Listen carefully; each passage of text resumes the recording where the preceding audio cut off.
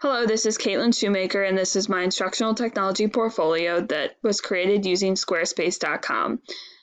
In the top right-hand corner, you'll see I have my 4 tabs. The first tab is my Home tab, which I'm currently on. So on my home screen, I have my purpose, an All About Me section with my picture, my belief statement, and a quote that supports my belief statement. And the next tab is my artifacts tab. You'll see this is where all my 10 artifacts are.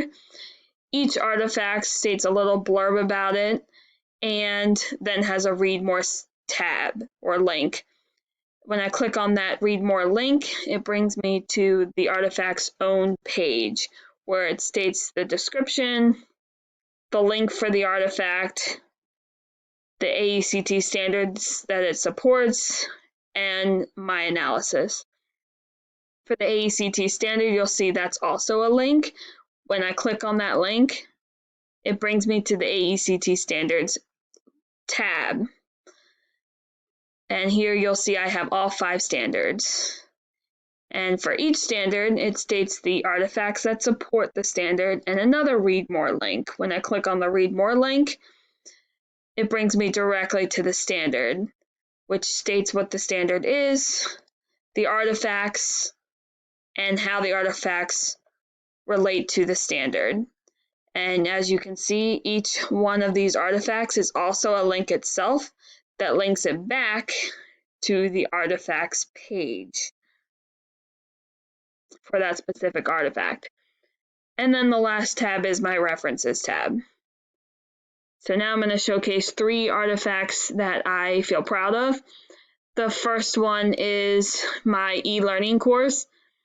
This was created for ISTC 767, and the purpose was basically to get us familiar with using articulate rise.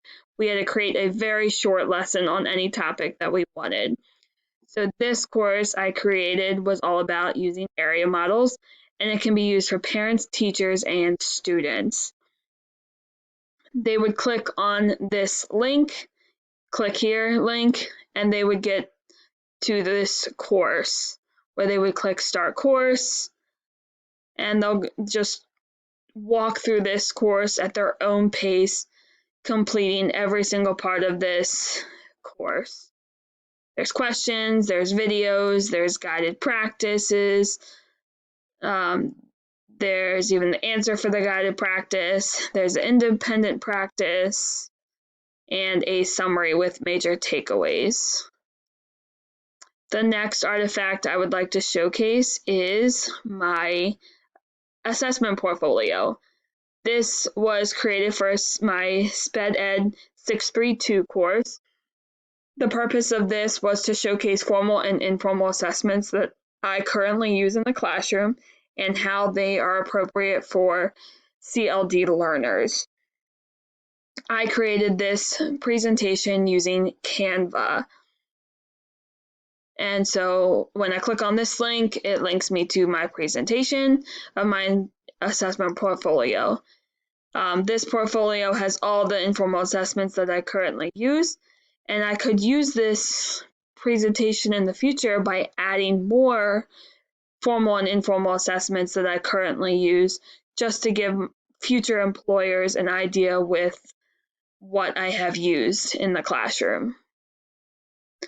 And the last artifact I would like to showcase is my multimedia design video. This project was for ISTC 655, and the purpose of this project was to create a lesson on any topic of our choice, but using the Universal Design for Learning guidelines. So for this project, I used Schoology, and unfortunately in BCPS, Baltimore County, the Schoology courses resets itself after every single school year, so I currently don't have access to this course anymore. However, I did create a video that is linked here, and in this video it shows what the course is. So you'll see that the students go through this lesson with solving addition, subtraction, word problems using the cube strategy. They read or listen to the objective, they complete a warm-up using VoiceThread, they watch a video on solving word problems, they complete a few practice problems using wordwall.com, and then they complete their formative assessment. And there are 3 choices for that formative assessment.